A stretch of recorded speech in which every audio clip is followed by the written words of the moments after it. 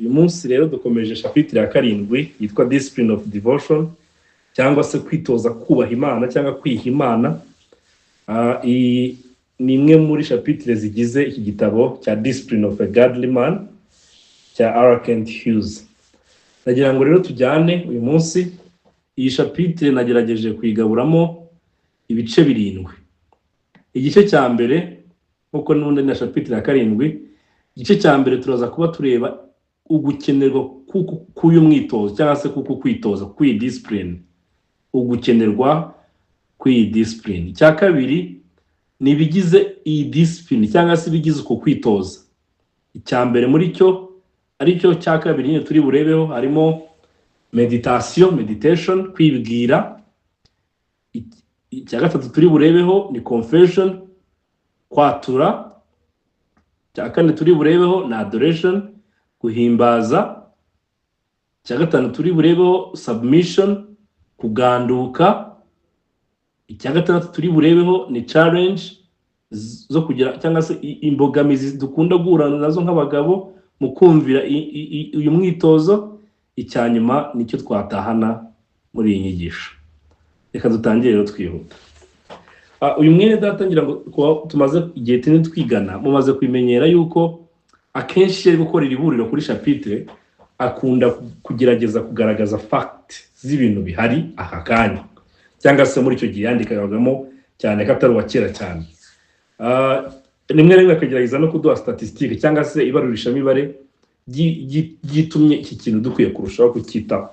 Aha ngaha naho rero naho ntabwo yabisize, kubera ko mwene data agerageza kutwereka yuko cyane cyane nko mu gihugu cyo muri Amerika ngo ubushakashatsi bwaho ngo bugaragaza yuko abagabo bamari ari bo bantu mu buryo bwo kwitabira amateraniro. Ubwo tuvuze kwitabira amateraniro ntabwo tuvuze ayo ku cyumweru gusa, arimo ayo ku cyumweru wenda nayo mu mibyizi. Rero mu matorero menshi ari evangelical muri Amerika ngo basanze abagabo bitabira gake ugereranyije n'abagore. Yego haba ari abagabo bahora baterana, ariko ugereranyije umubare w'abagore n'abakobwa bitabira amateraniro n'umubare w'abagabo n'abasore bitabira amateraniro, umubare w'abagabo n'abasore ni mukeya ugereranyije n'abagore. Ikindi nuko abagabo mu nshingano zabo nk'uko byanditswe byarabivuga, cyane cyane muri aya matorero y'evangelical bumva n'abakristo bumva neza inshingano y'uko abagabo ari primary bafite inshingano zo gutunga ingo zabo. Ibi ngibi bituma abagabo baba cyane kuri marketplace cyangwa se ku isoko ry'umurimo. Ibyo rero bigatuma uguhora kwabo ku isoko ry'umurimo barahatana, ndetse isoko ry'umurimo rirushaho kugorana, bigatuma bisaba imbaraga nyinshi n'umwanya mwinshi n'intekerezo zawe kuri wo. Bituma ngo abagabo noneho bagenda barushaho kugabanuka mu bijyanye n'ubuzima bwo kwiyegurira Imana. Nuvuga ibi bintu bigenda bigabanuka mu bagabo, ku buryo usanga umuntu akizwa afite umwete wo kwiyegurira Imana, ariko uko agenda arushaho kugira inshingano zo kuba umugabo, agize umuryango, agize abana, aho kugira ngo arushaho gukura mu kugandukira Imana cyangwa mu kwiyegurira Imana, ahubwo bikagenda bigabanuka. Kuko ubundi byari bikwiye yuko izo nshingano umwami aguhaye, kugira umugore, kugira abana, niba Imana ishimye kubaguha cyangwa zitanashima kubaguha, n'urwo rugendo rwo kubana n'umugore wawe imyaka 2, imyaka 3, imyaka 4, imyaka 5 n'abari mu rugo rwawe bandi, ubundi ibyo ngibyo byakwiye kuba bituma urushaho kubaho ubuzima bwiyegurira Imana no kurushaho kwegera Imana. Ariko ngo ntabwo ariko bigenda, aho gusanga ngaho kugira ngo bakure mu buzima bwo kwiyegurira Imana, ahubwo bagenda basubira inyuma mu buzima bwo kwiyegurira Imana, ku buryo bisigara twibaza ngo what is manhood. Kuko bisa nkaho kuba bari busy mu kazi cyangwa se bari busy kuri marketplace bakora cyane, kagenge tubirebesha amaso ya muntu tubona ariko bari kuba manly cyangwa bari kuba abagabo, kuko bari gukora cyane bariyuhakuye kugira ngo batunge ingo zabo, ariko imbere y'Imana ntabwo bari kuba manly, ntabwo bari kuba godly manhood, ahubwo bari kugenda barushaho kuba ibigwari, kuba abagabo batari abanyabo mu maso y'Imana. Rero iki kintu cyo kwiyegurira Imana ni ikintu gikomeye cyane, ku buryo umugabo nyawe imbere y'Imana, umugabo ufite umutima wiyegurira Imana kurushaho. Iki kintu rero ngo niyo reality hari aka kanya yuko abagabo gusenga kwabo, guterana kwabo, ubuzima bwiyegurira Imana bwabo bugenda bucogora cyane, yewe no kurusha abagore babo. no kurusha abagore babo. Mu gihe abagore bageze mu nshingano bakagira urubyaro bakagira abagabo, usanga bo akenshi bagenda barushaho kugira ubuzima bwiyegurira Imana, ariko abagabo bikagenda bisubira inyuma kubera izo nshingano nyinshi. Ariko arongera aravuga ngo nanone hari indi reality nanone yuko abagore nabo bagenda basubira inyuma cyane nabo iyo bageze muri izo nshingano, ariko akenshi gusubira inyuma kwabo ngo biba bitewe rimwe na rimwe n'ubuyobozi bafite bwari bwo bw'abagabo babo, the head of the house. Iyo nawe ari kugenda asubira inyuma, nawe bigenda bimusubiza inyuma. Rero ibi ni ibintu ngo bihari aka kanya, ku buryo bituma twibaza ngo ese uyu mwitozo tuwibagirwe? Ntabwo dukwiriye kuwibagirwa habe namba. Ajya avuga ngo n'umugabo ngo impamvu tudakwiye kwibagirwa ngo nuko umuntu wakijijwe, umugabo wakijijwe akwiye kwibuka nk'uko uwizera wese wakijijwe. Hari umugisha twahawe ngo yuko uko dutindana na Kristo mu gusenga, mu kumva ijambo rye, muri devotion, mvuga ngo tuvuze devotion, discipline of devotion nimuze kumva ya minota 30 cyangwa 20 cyangwa 10 umara wiherereye uri gusoma ijambo ry'Imana no gusenga, tubyita devotion. Niko tuya dukunda kubyita natwe. Iyo kubaza mugenzi wawe se weruka gukora devotion, ariko iyo tuvuze devotion muri rusange cyangwa se kwiyegurira Imana, devotion ni ikintu nyine cya devoted, kwiyegurira. Ino ngo ushaka kuri devoted kuri bino bintu, ubwo tuvuze ngo wiyeguriye cyane bino bintu. So discipline of devotion ya muze kumva yuko turi kuvuga ubuzima bwiyeguriye Imana. Rero muri ubwo buzima bwiyeguriye Imana hari ibintu biburanga by'ingenzi. Muri ibyo bintu biburanga by'ingenzi harimo n'uwo mwanya wo kusabana n'Imana. Nuvuga ngo umwanya wo gusabana bane magambo ntihabaho kwiyegurira Imana atari uwo mwanya wo gusabana n'iyo Mana. Niyo mpamvu akenshi bita birangira devotion tubyise wa mwanya wo gusabana n'Imana, kubera ko umeze nk'aho ari wuhatse ubwo buzima bwiyegurira Imana, kuko ntabwo wakiyegurira utazi, ntabwo wakiyegurira mudasabana. Rero iki ni ikintu gikomeye. Hano aravuga rero ubwo devotion, ubwo buzima bwo kwiyegurira Imana, ipfundo ryabo riri muri iki kintu cyitwa gusabana n'Imana mu isengesho ndetse no kumva ijambo ryayo no kwi-exposinga ku ijambo ryayo. Wakoresha ijambo exposure, kwi-exposinga ku ijambo ryayo.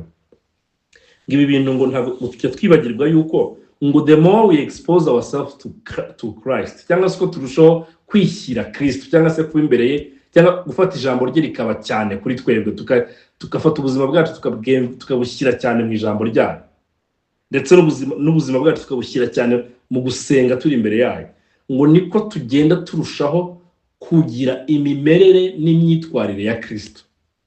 Mani magambo bimeze nka kwa kundi ujya ubona iyo iziko ricanye ukaryegera, uvuga ngo ukomeza kuryegera niko ugenda urushaho gushyuha.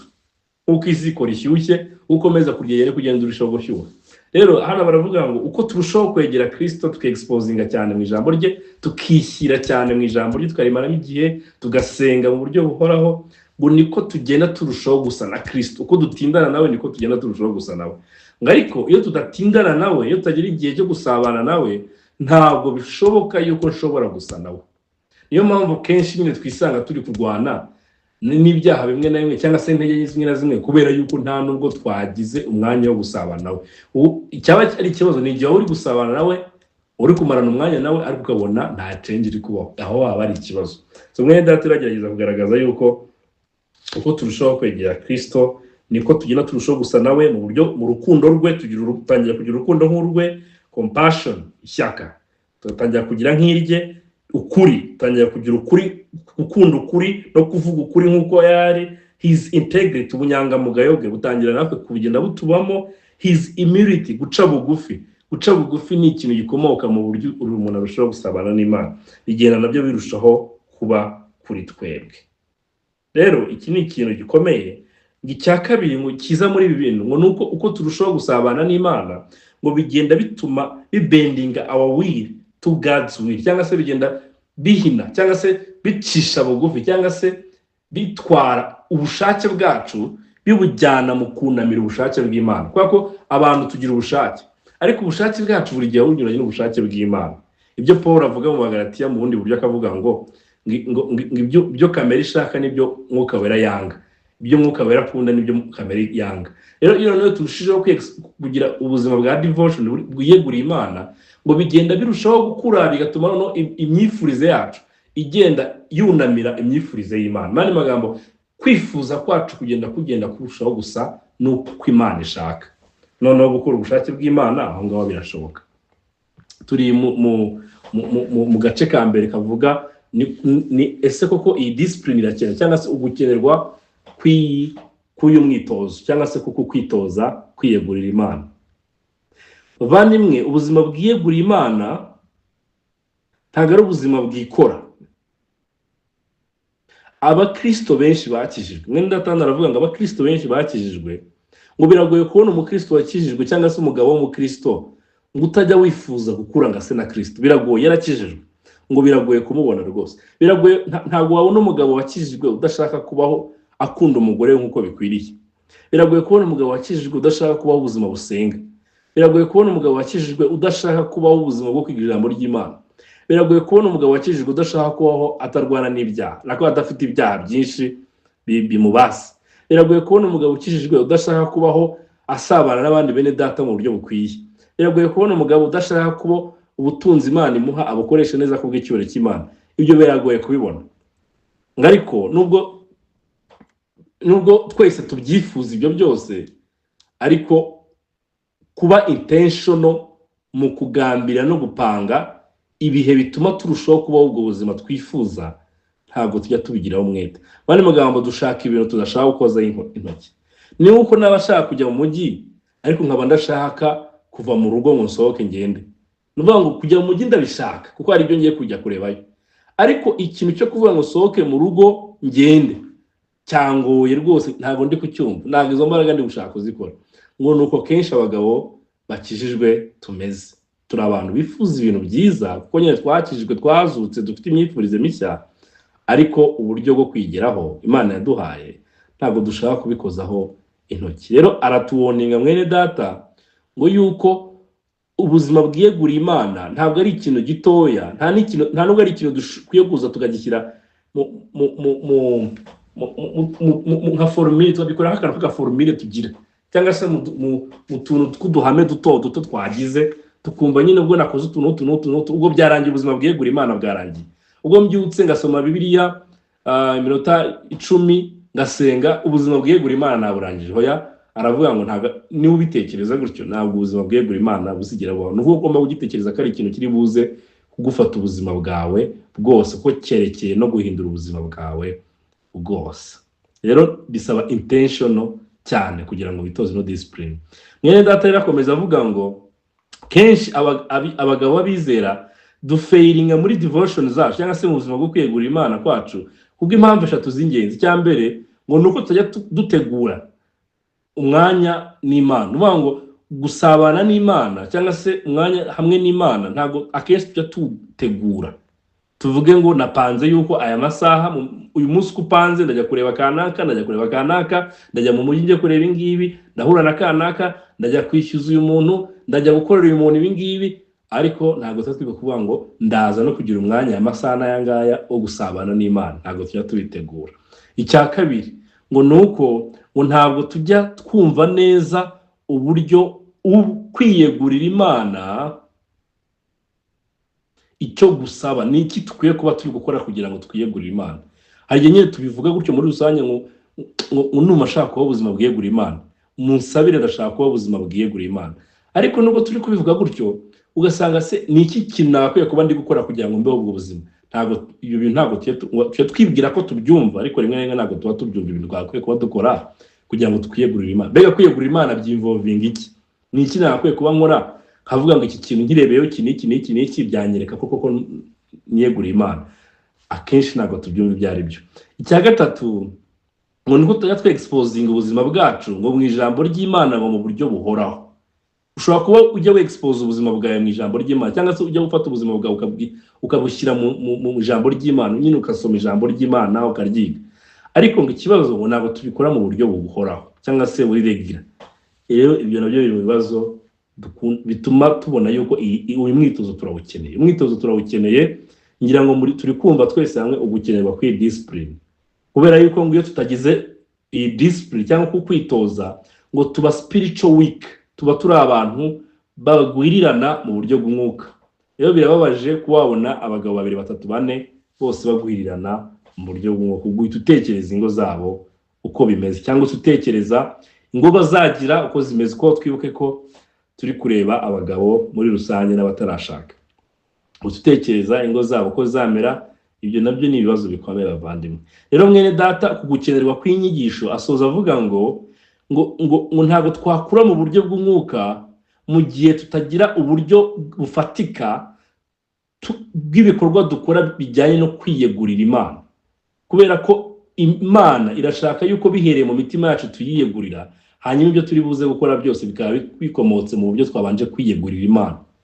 Ngira ngo turibuka ibi ngibi ku matorero Paul yandikiraga nk'itorero ry'i Makedoniya, avuga ukuntu ngo bihaye Imana hanyuma batanga n'ibyo bafite. Rero iki kintu rero kirakomera, avuga ngo ntabwo twakura mu buryo bw'umwuka tutagira ibikorwa bifatika bigaragaza bijyanye no kwiyegurira Imana, bijyanye no kwiyegurira Imana, ntabwo byakunda. Tujye ku gace ka kabiri. Agace ka kabiri rero no dutangiye ni ibiki bigize ubu buzima bwo kwiyegurira Imana. Ubundi iyo ndi kuvuga ngo ushaka kwiyegurira Imana, iyo ndi kubwira abavandimwe ngo basabe ngo Imana impe ubuzima bwegurira Imana, iyo ndi gusenga ngo Imana ihe urugo rwanjye cyangwa urugo rwawe cyangwa urugo nzagira kuba urugo rwiyegurira Imana, ni ibiki bintu nakwiye kuba nitaho, ni ibiki bintu nakwiye kuba ninvolvingamo biza gutuma ubwo buzima buza kubaho. Icya mbere ni meditation, kwibwira. Uyu ni umuco, reka mvuge ngo ni umuco wa kera wa bene data ba kera, ariko ntabwo ukwiye kuba umuco wa bene data ba kera, ahubwo ukwiye kuba umuco w'abakristo bose mu bihe byose, kubera yuko nibo tubona bagiraga umwete cyane wo kwibwira. Nuvuga ngo ni umurimo bakoraga cyane wo kwibwira. Ngira ngo muri kino gihe cyacu birushaho kuba bibi, kubera ko turi mu isi nyine yihuta cyane, amakuru araza akihuta, dufite amakuru menshi ku buryo wicaye ngo yarangize yose ntiwayamara. Dufite nyine pressure nyinshi y'amakuru kuri social media hose, ku buryo umwanya wo kwibwira nitareba neza nta n'uwo tugira mu buzima bwacu bwose. Ibaze guspending ubuzima bwawe bwose utaragira umwanya wo kwibwira. Nigeze kuri no chapitre nibutse ukuntu mwene data ari kubivuga hano, ukuntu nyine tutakigira umwanya wo kwibwira. Nibuka hari mwene data ugize kutubaza ngo turi muri training, aratubaza ngo hari mu gitondo nko mu masaa 4, ngo ese ngo reka mbabaza ngo ninde muri mwebwe, twari nk'abantu nka 40, ngo ninde muri mwebwe ngo wigize wumva inyoni mu gitondo zivuga. Aravuga ngo umuntu ugize wumva inyoni mu gitondo zivuga ashyire hejuru. Namwe reka mbabaze muri twateranye munsi, ninde muri mwebwe wigize wumva inyoni zivuga mu gitondo? Ushobora gusanga nta n'umwe muri twebwe ugize uzumva. None ahita tubaza ngo ese nuko zitavuze? Dusanga zavuze. None ikibazo cyabaye ni iki? Twabyukiye mu rusaku se? Hoya yatuje, kubera iki tutumvisha inyoni? Dusanga nuko mu mutwe wacu harimo ibintu byinshi ku buryo bitajya bitwemera ko twumva uko n'inyoni ziri kuvuga. Ubanga inyoni ziri kuvuga mu gitondo ntabwo wabasha no kuzumva kubera ibintu byinshi biba biri mu bitekerezo byacu. Nuvuga ngo naho tugeze, nyamara tukiri abana batoya zaravugaga tukazisubiramo kuko nta bintu byinshi byakagera mu mitwe yacu. Rero ibi ngibi yongera kutwereka uburyo meditation, kwibwira, ntabwo bizikora nitutabigambirira kubikora, kuko dufite ibintu byinshi bihuze. Umutwe wawe urahuze, urimo ibintu byinshi, kandi sinabyo gusa, dufite n'isi tugezemo yihuta cyane kandi ifite amakuru menshi, ku buryo biraza kudusaba yuko dufata igihe tukajya twiga kwitoza kwibwira.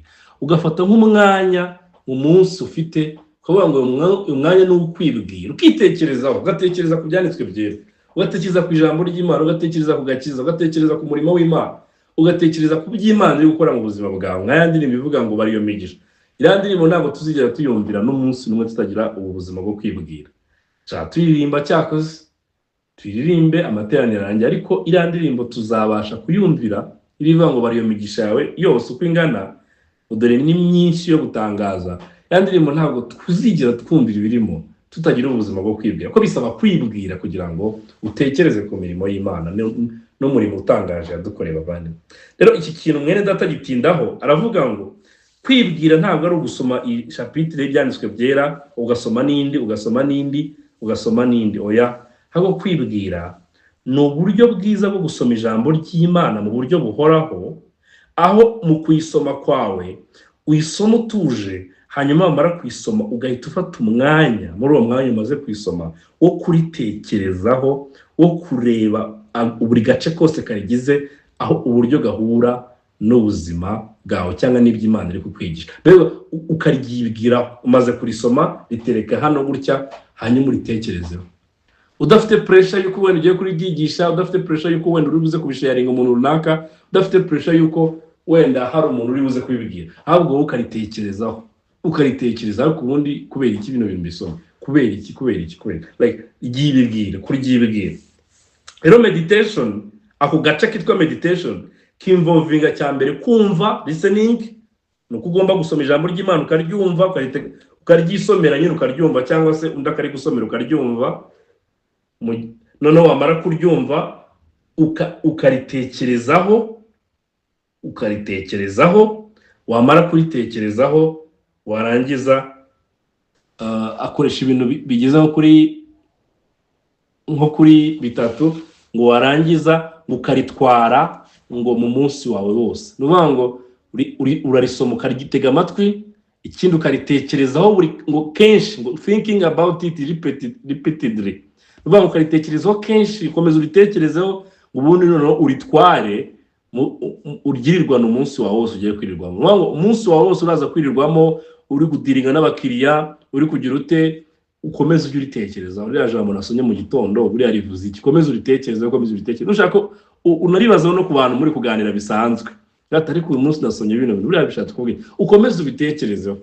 Kwibwira, ejo nabwo nusoma ibintu nabyo uritware umunsi wose, uryibwire, uri memorizing mu mutwe, uryibwire. Iki kintu rero kirakomeye bavandimwe, ngo kubera yuko twakiretse. Ngo kandi ngo Zaburi ya mbere bimeze nkaho umunyezaburi ari cyo kintu cya mbere bari kutubwira. Aratubwira ngo nyine ngo reka masome Zaburi ya mbere, abari kutwereka umugabo wibwira amagambo y'Imana.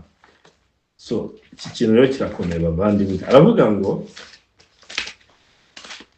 ngo hahirwa umuntu udakurikiza imigambi y'ababi, ntahagarare mu nzira y'abanyabyaha, nicare n'abakobanyi, ahubwo amategeko y'Uwiteka niyo yishimira, kandi amategeko niyo yibwira ku manywa na nijoro. Nuvuga ngo amategeko y'Uwiteka ayibwira ku manywa na nijoro.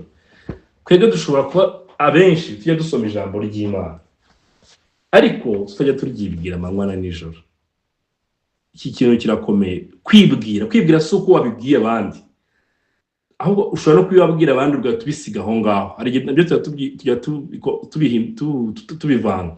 Kuba bibwiye abandi turabihamagarirwa n'Umwami, ni na byiza, ariko nanone ni byiza yuko ukomeza wowe ku giti cyawe, ukomeza kuryibwira kuko ryaziye wowe mbere yuko rizira abandi bose. Ni byiza kurifashisha abandi, ariko nanone ni byiza gukomeza kuryibwira nkawe, kugira ngo rikomeze rigende rikugaburira, biraza kuguha ubuzima nyine. Nuvuga ngo uwo munsi uburyo wawuspendinze mu byo kwiyegurira Imana, kuko wakomeje gutekereza ku ijambo ryayo. Iki kintu rero kirakomeye bavandimwe, kandi uri kuryibwira niyo ugiye gusenga, usenga muri icyo cyanditswe, uko wakomeje kukibwira nicyo usengeramo. None nurangiza gukomeza kukibwira, ujye wagisangiza n'abandi, uko ukibasangiza ntiberere aho ngaho, ukomeze ukibwire wowe, nubwo batacyitaho, wowe ukomeze ukibwire, kuko cyaziye wowe cyane kurusha abandi. Ibi ngibi ngo bituma intekerezo zawe ziba ziri in control y'ibyanditswe. Uvuga ngo ibyanditswe byera biri gukontrolinga intekerezo zawe. Ntabwo iby'isi n'umwanda wo mu isi na kamere yo muri twebwe ari byo biri gukontrola intekerezo zawe, kandi twarabibonye yuko ibyaha byinshi bituruka mu ntekerezo zacu. Rero uburyo bwiza bwo kurinda intekerezo zacu, ngo urinde umutima wawe kurusha ibintu byose birindwa, uraza kuwurindira muri ubwo buryo nyine bwo kugira iyi discipline yo kwibwira. Uko ukomeza kwibwira, intekerezo zawe ziraza kuba zibohewe aho ngaho mu byanditswe byera. Nubwo bibohewe aho ngaho, biraza gutuma n'imyitwarire yawe, umukiriya nakurakaza ntabwo uri buze kumurakarira nk'umuntu utari uri kwibwira ijambo ry'Imana. Nuvuga ngo uburyo wamurakarira utari kwibwira ijambo ry'Imana n'uburyo wamurakarira wari uri kuryibwira, ibyo bintu biraza kuba bitandukanye. In fact no kwihana kuraza kwihuta ku muntu wari uri kwibwira ijambo ry'Imana kurusha ku muntu utari uri kwibwira ku ijambo ry'Imana, ko uratuvuga ati nari ndi kwibwira iby'Imana none nkoze iki cyaha, birata bikwihutira guhita ubona icyaha cyawe none no kwihana byihute. Rero bikagenda bihindura attitude zacu, ni gute tubayeho, ni gute twitwara, attitude za buri munsi zacu zimeze gute. Ibyo rero bigatuma ubuzima na character zigenda zihinduka cyangwa se imyitwarire yacu. Agace ka gatatu nako kagize ubuzima bwo kwiyegurira Imana ni confession, kwatura. Confession, kwatura. Kwatura abavandimwe ni ijambo tujya twitiranya no na repentance. Repentance ni uguhindukira, confession ni ukwatura. Rero kwatura biri mu gace kagize repentance, ariko ntabwo kwatura ariko kwihana. Nuvuga ngo kwatura ni agace kagize kwihana, ariko kwatura no kwihana ni ibintu bitandukanye. Nuvuga ngo kwatura ni ukuvuga mu mazina ibyo wakoze, cyangwa se ni ukwemeranya n'Imana ibyo wakoze. Magambo yoroheje, kwatura ni ukwemeranya n'Imana ku byo wakoze, ukabivuga nyine nk'uko Imana ibibona ko ari bibi rwose. Nuvuga ngo ni ukwemeranya n'Imana ku bibi wakoze, ukabivuga nyine ubyaturira Imana yuko wakoze ibyo bintu bibi bimeze gutyo. Hano mwene data avuga ikintu cyiza, aravuga ngo ubundi ngo kwatura ngo byinvolvinga ngo bwa buzima ngo kwa kundi ubwira Imana yuko ngo bya byaha byawe biteye isoni, bivugitse nabi, biteye isoni no kuba wabivugira mu ruhame wakoze, ukabibwira Imana ubiyemerera ko wabikoze, kandi ubibwira Imana yuko nta excuse nimwe wisigarije. Kuba urabona nk'iyo umuntu ari umuntu ashobora gukora nabi, akavuga ati rero nibye ariko nanone nabitewe n'iki n'iki, ariko nanone nyine ntago nabishakaga, ariko nanone uvuga ngo umuntu ari ntago ari kwatura neza. Uvuga ngo ari kwabyita kwidefanda, ahubwo uri kwivuganira. Rero kwatura no kwivuganira ni ibintu bitandukanye. Kwatura ni ukwemeranya n'Imana ibyo wakoze utari kwivuganira, ahubwo wishyira Imana umucamanza, ubibwira ngo Mana nagukoshereje, nta kireguzo na gito ufite ku byo nakoze. Nuvuga ngo niba utaragera aho hantu, kwatura kwawe ntabwo wari ukwatura, uri kwivuganira. Rero hano mwene data atubwira ngo kwatura ukubamo uburyo nka butatu. Mu buryo bwa mbere ngo ni ukwatura ngo abo turi bo ubwabo, ngo nuko turi abanyabyaha.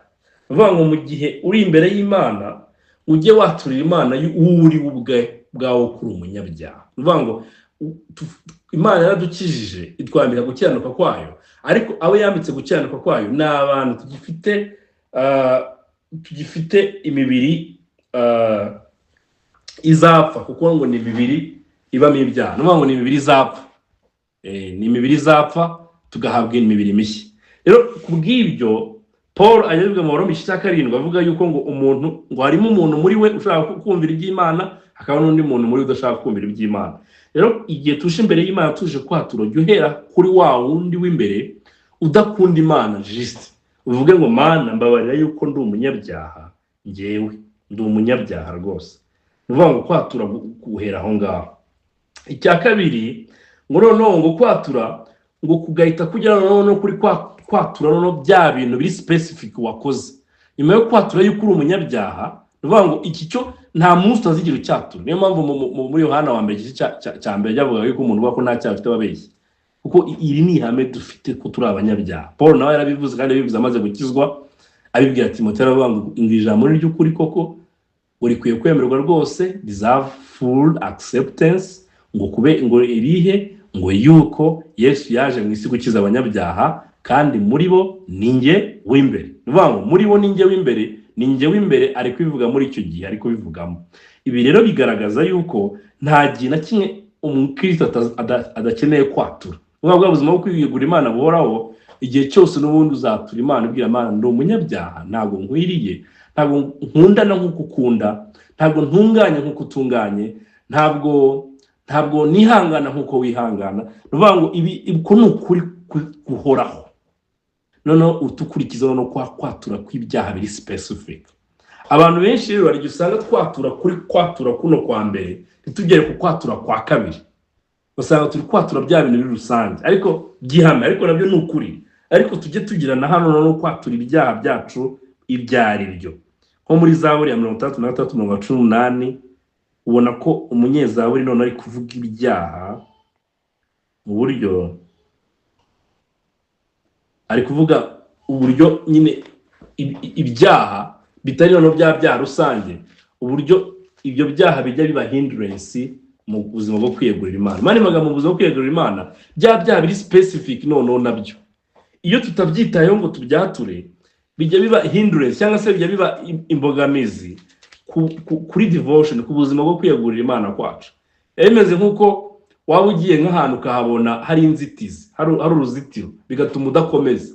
Nuvuga ngo no gushaka kugerayo nubwo uri gukora ifoto yose ngugerayo, ariko ntabwo uri bugere ko uruzitiro ruhari. Urarukuza hiki kwaturira Imana na bya biri specific cyangwa byihari wagiye ukora. Nabeshye kanaka umuvuge mu izina, mubeshye nabeshye uyu nguyu, navuze iki ngiki, nakoze iki ngiki, narakariye umuntu, ibyo bintu Mana bimbabare, byabaye bigenze gutya, nakoze ibi byagenze gutya, Mana bimbabare. Nkuko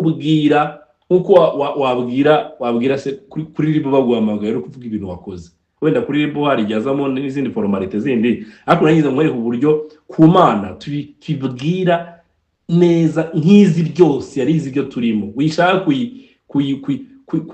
kuyimaska nkaho nk'uri kubwira mugenzi wawe ntabwo muri kumwe. Imana yibwiye nkuko byagenze kuko yari kubireba, wishaka kwifulinga, ishaka kuyigira injiji.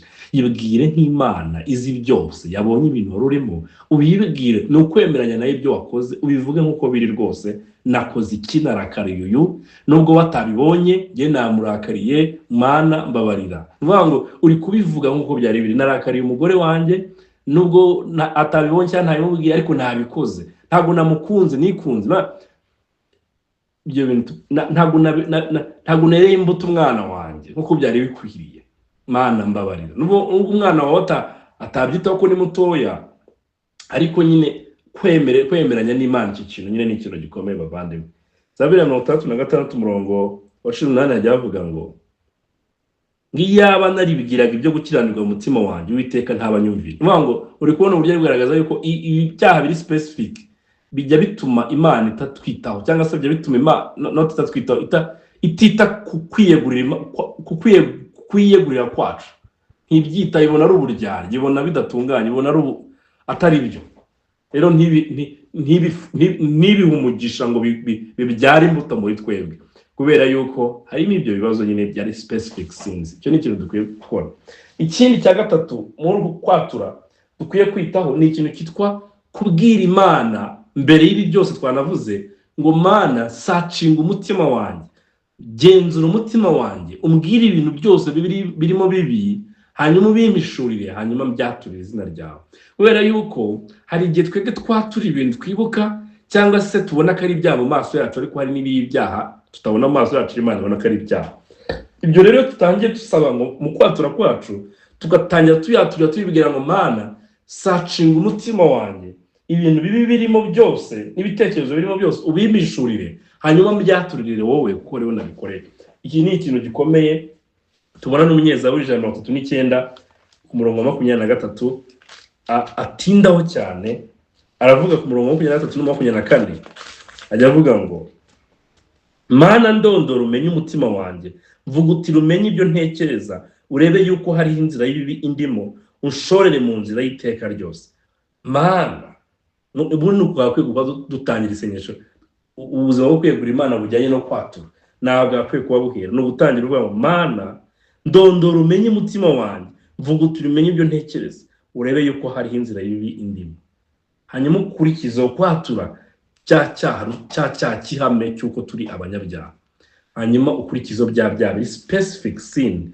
Nubiyaturira Imana ntuze kuyifulinga, ntuze kuyigira injiji, kuyaturira nk'izi neza ibintu wari urimo ibireba. Rero ubiyaturire rwose.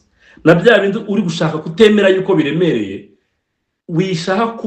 gushaka ko bitaremera. Oya, imbere y'Imana biremereye rwose. Niba wabeshye ibintu bitoya cyangwa se wasezeranye ibintu bitoya, wabwiye umuntu ngo uramusura ntiwamusura, wabwiye umuntu ngo uramuhamagara ntiwamuhamagara, kwa kundi tugira ngo ati mubane none ndaguhamagara numenye amakuru yawe ntiwabikoze, nabyo bishyire ku rwego ruremereye imbere y'Imana. Imana nahemutse, ibyo niyemeje sinabikoze, natanze isezerano sinarisoza. Vuga ngo iki kintu nyine kibe mu buzima bwacu bwo kubwira Imana ibyaha byacu, kandi nta cyaha dushaka ko kiri busibwe inyuma. Uvuge ngo ibyo maze kubwira Imana ni byinshi, birabyo reka ntago biri ngombwa cyane, byoroshye. Oya, nabyo birakomeye niba Imana igwaye kubyibuka ukiri gusenga, niba Imana igwaye kubyibuka ukiri kubitekerezaho, byaturira Imana.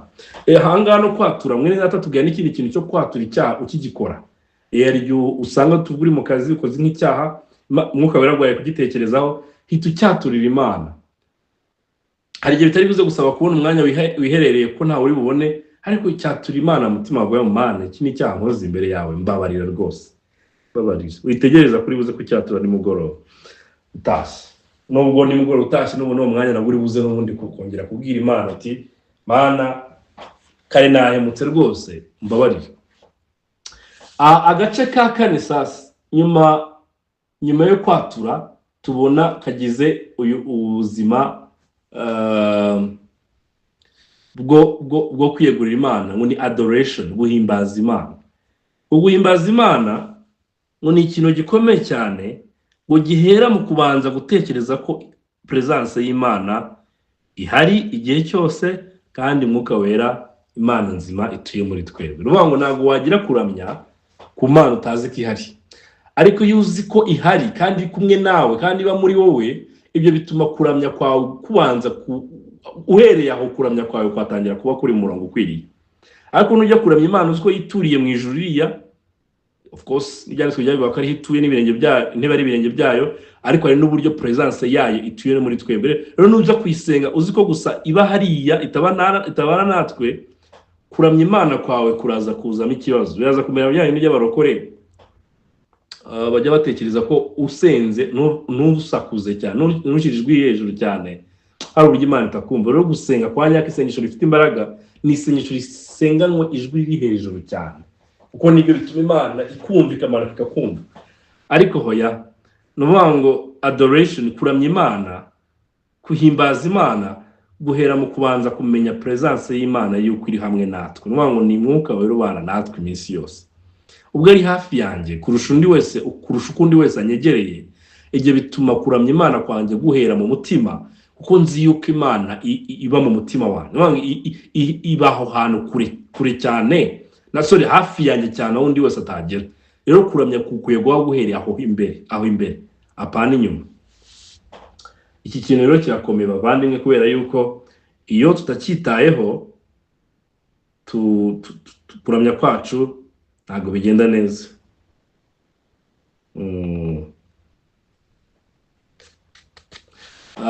Muri uko kuramya rero kujyanye n'ubuzima bwo kwiyegurira Imana, biraza kugusaba yuko ugira icyo bita contemplating God's attributes. Contemplation numva turi kwiga ama attributes z'Imana cyangwa ama ntakamere z'Imana, twarayize iyi contemplation. Nuvuga ngo contemplation nuvuga ngo ni uburyo bwo kwibwira ku Mana, utekereza cyane ugukomera kwayo, iriyo n'ibyikora n'indangakamere zayo, ukabitekerezaho mu mutima wawe cyane. Nuvuga ngo bijya kumera nka bira twabonye bya mbere bya meditation, ariko ahangaho noneho bimeze nkaho uri gutekereza ku Mana yono y'ubwayo cyane. Nuvuga ngo hari yaho meditation uri gutekereza no ku ijambo ryayo yakubwiye, uburyo rihura n'ubuzima bwawe, uburyo hari ibintu Imana iri kukubuza, uburyo ari Imana ikwigishije bujyanye n'ubuzima. Nuvuga ngo ibyimva benga ibintu byinshi. Ariko contemplation yo ni focus iri ku Mana yonyine gusa, umeze nk'uwibagiwe, umeze nk'uri kureba ku Mana gusa yonyine.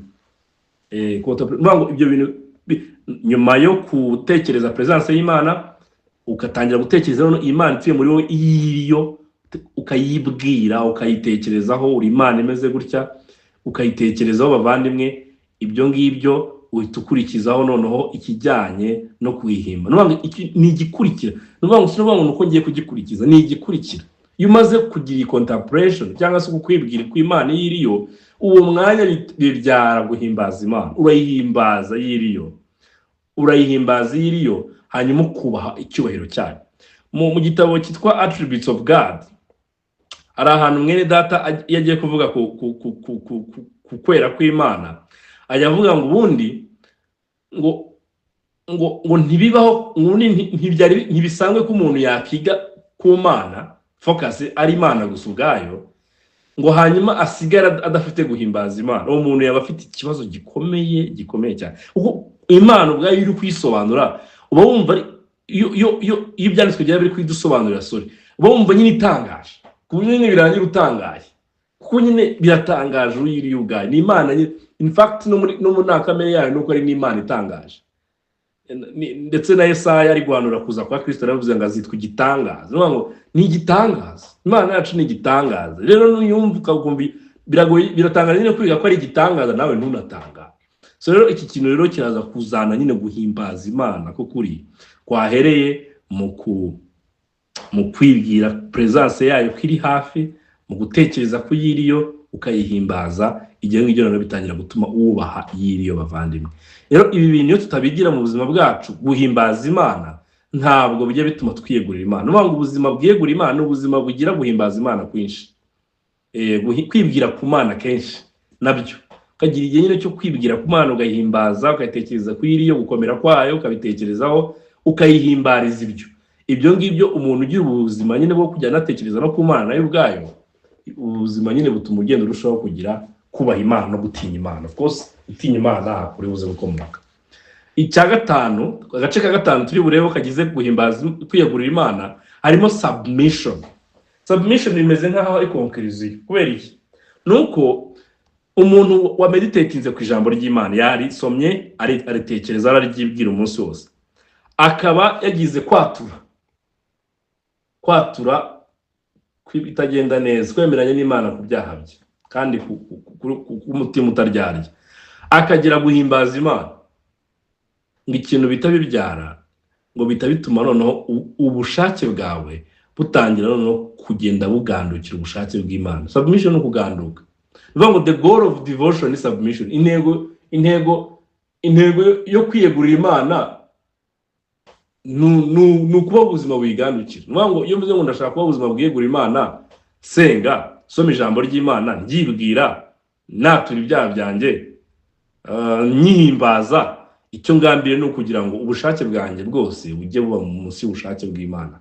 He kuzabaho igihe, he kubaho uyu munsi, bari vuga ngo uyu munsi sinifuza ko ubushake bwanjye bwajya hejuru y'ubushake bw'Imana, ndifuza ko ubushake bwanjye umunsi buri buze kujya munsi y'Imana, kubera yuko ubuzima bwa buri rooted mu ijambo ry'Imana, buri rooted mu kwatura ibyaha byawe, ubwo nukwanga ibyaha, buri rooted mu guhimbaza Imana, mu gutekereza Imana yiriyo. The more utekereza ubugari bw'Imana, the more utekereza little about yourself, cyangwa utekereza gake kuri wowe ubwawe. Kuko iyo umuntu atekereza cyane kuri we ubwe, akenshi Imana bayitekerezaho gake, bayabaye ntoya. Ariko iyo utekereje ubugari bw'Imana, uburyo Imana utekereza ko Imana cyane, wowe uba mutoya cyane. Rero iki kintu kiraza gutuma ubushake bwawe buba butoya cyane, ahubwo ubushake bw'Imana akaba ari bwo buganza wowe. Ibi rero nibyo biri buze gutuma umukristo avuga ngo none Mwami ndashaka kumvira. Ibyo bintu bishoboke, atubwira ati munsengere Imana ime kuyumvira. Kuko tuvuga ati iri sengesho rwose riraza gusohoka, kubera yuko uyu mwene data ari gusaba ibintu ahagaze ahantu heza uko abishaka.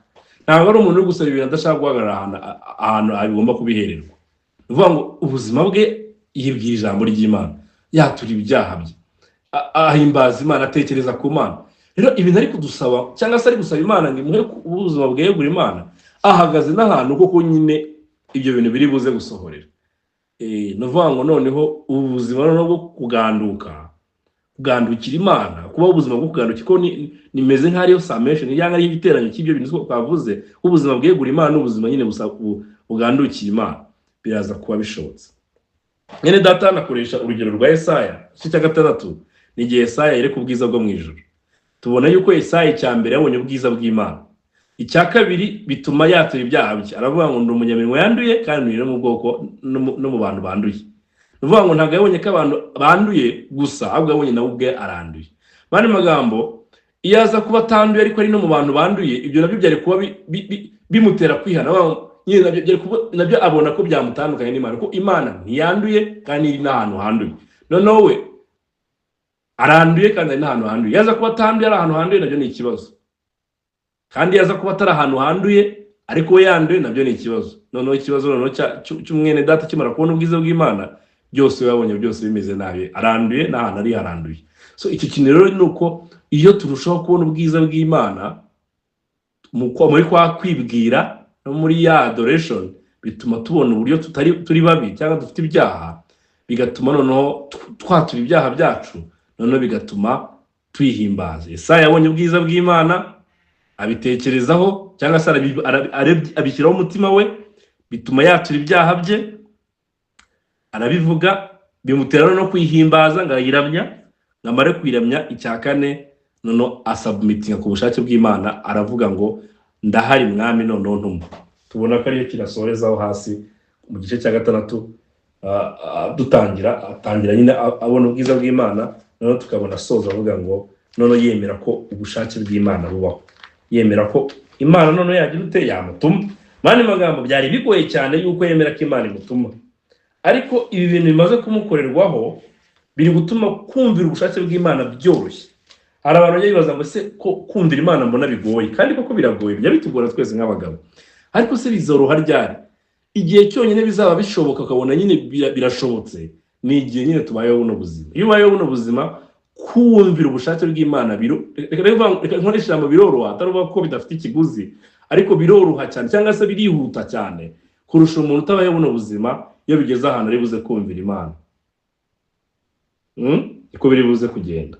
Ko tubona hano nyine Yesaya amaze kubona Imana, murongo 5 aravuga ngo maze ndavuga nti ni ishyano ndapfuye we, kuko ndi umunyamirwa yanduye kandi ntuye hagati y'ubwoko bufite iminwa yanduye, kandi amaso yanjye abonye umwami w'Iteka Nyiringabo. Maze umwe mu baserafu arahaguruka aza hondi afite ikaramu mu ntoki, ryaka yakuje urugarama ku gicaniro, arinkoza ku munwa, arambwira ati dore iri gukoze ku munwa, gukenerwa kwawe kukuweho, ibyaha byawe biratwikiriwe. Numva ijwi ry'Umwami Imana riti ndatumane, ninde watugendera? Maze ndavuga ni ninjye bari gutuma. Ahise yemera ubushake bw'Imana ko bumusorezwaho, kandi arabizi ko ubushake bw'Imana aho Imana iri kumutuma arabizi ko hatoroshye, ariko arabyemera. Kubera iki? Umutima wamaze kuba mutoya, Imana niyo yabaye ngari mu buzima bwe. Harimo devotion, hari ubuzima bwegura Imana buri hano, buri muri Yesaya bwamaze kubaho. Rero nuko nguko natwe biri buze kugenda babane, kugira ngo tuba abagabo nyine bafite kwitoza kubaha Imana, kugira umumaro muri byinshi, ndetse kukaba gufite isezerano ry'igihe cyane n'igihe cy'iteka ryose.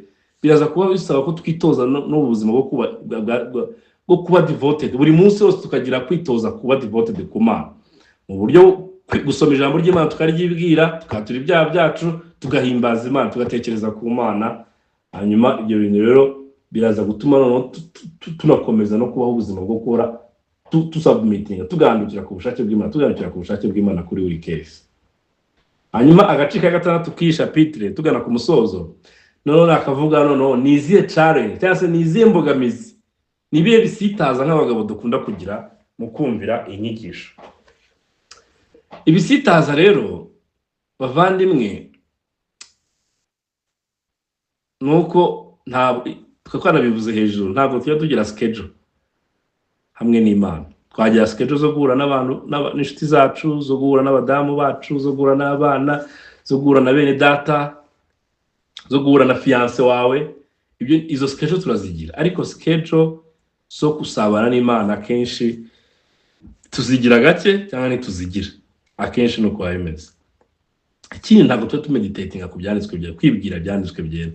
Numva ari umwitozo dukwiye gukora abagabo bavandimwe, ku mwene data nicyo ari kuvuga hano. Ikindi indi mbogamizi igiba izitizi tugira nuko ubwacu tutajya twitoza n'ubwabyo ubuzima nyine, imyitozo ijyanye n'ubuzima bw'umwuka. Nuvuga ngo dushobora kwitoza iby'umubiri, uritoza mu kazi gukora ibyo ukora, uritoza mu kazi gukora ibyo ukora vuba kandi ku murongo, uritoza gukora ibyo ukora. Ibintu byinshi dukora tuba twabyitoje, ariko iyo bigeze ku bintu by'umwuka ho wagira ngo ntabwo twibuka ko nabyo bisaba kwitoza. Ibyo tubisanga aho tureka tugira ngo ni ibintu byikora, ariko Imana yakoze umurimo uhagije wo kudukiza, kandi iduha n'ubuntu bwayo bukomeza kubana natwe. Rero ubwo buntu rero buduhamagarira kubaho ubuzima bwo kwitoza kumvira Imana. Rero ubwo kumvira Imana turabyitoza twishingikirije ku buntu bwayo kugira ngo busohoze imbuto z'uko kwitoza muri twebwe. Rero umuntu utarakizwa ntago we yitoza ngo bibyara imbuto, ntago bibyara imbuto rwose ko ntago bishore n'ubuntu bw'Imana. Ariko umuntu wakijijwe dufite impamvu nyinshi zo kwitoza abavandimwe. Result rero iyo dukuyeho zino mbogamizi bituma imibereho yacu igenda irushaho gusa na Kristo, ndetse n'ubuzima bw'umwuka wacu bukaba bumeze neza. Muribuka turi kwiga urwandiko rwa Yohana, cyane cyane mu rwandiko rwandikiye Gayo, aranajya avuga ngo mukundwa nkunda gusabira ngo mere neza mu mubiri nk'uko umeze neza mu mwuka. Ariko ntekereza ko abenshi usanga ahubwo dushobora kuba tumeze neza mu mubiri, ariko mu mwuka abenshi ntabwo tuba tumeze neza, ku buryo ntekereza ko Yohana ari kuvuga ngo ndagusabira kugira ngo mere neza mu mwuka nk'uko umeze neza mu mubiri, cyangwa se akavuga ati ndagusabira ngo mere neza mu mwuka no mu mubiri kose nta hantu hameze neza. So iki kintu rero ni ikintu bavandimwe dukwiriye kwitaho, yuko iyo twitoje ubuzima bwegura Imana biza gusanga noneho tumeze neza mu buryo bw'umwuka bwose, naho harakenewe, kuko umuntu wakijijwe ntatungwa n'ubuzima bw'umubiri gusa bumeze neza, ahubwo n'ubuzima bw'umwuka nabwo abakeneye ko buri buze kumera neza, ku buryo umuntu wakijijwe ubundi aba yuzuye neza iyo ahantu hose ameze neza. Iyo hamwe hatameze neza ntabwo aba ameze neza, iyo ubuzima bw'umwuka butameze neza ntabwo bumeze neza, kimwe n'uko ubuzima bw'umubiri butameze neza nabwo ntabwo bumeze neza. Nuvuga ngo ubwo buzima bwombi bugomba kuba bumeze neza. Ni iki twatahana rero muri ino nyigisho? Icya mbere nuko dukwiye kujya tumeditatinga ku ijambo ry'Imana. Ubwo nyine biraza gusaba ko nyine turisoma kenshi, cyangwa se turisoma mu buryo buhoraho. Icya kabiri nuko ku cyambere nuko twongera kureba na devotion zacu uko bimeze. Icya kabiri ni confession. Ese tujya twatura ibyaha byacu mu masengesho dukora, tugiye kuryama cyangwa se tugiye kurya, cyangwa se duhuye n'umuryango tugiye gusenga, cyangwa se uri wenyine ugiye gusenga, tujya twibuka kwatura ibyaha byacu, ko ibyaha cyane cyane no byaha byihariye ko bijya biba imbogamizi mu busabane mu buzima bwo kwegura Imana kwacu. Kuko dukomeza kubihishiye niko bigenda birushaho gukura bikatugora. Icya gatatu twabonye ni adoration, guhimbaza Imana. Ese turabagabo bahimbaza Imana? Ahangaha harimo n'umwitozo wo kwiga indirimbo zihimbaza Imana z'ukuri. Rero dukwiye kugira umwete wo kuziga, tukazimenya, tukaziririmba uri wenyine, ukazirimbira umuryango wawe, ukazirimbira uwo mwenda kubana, like ukitoza ubwo buzima bwo kuramya Imana uyihimbaza. Icyanyuma twabonye ni submission, kumvira ubushake bw'Imana. Ibi ni ibintu duhamagarirwa nk'abizera muri discipline yo kwitoza kubaha Imana nk'abagabo. Mwami aduhe n'ibi nabyo. Amen.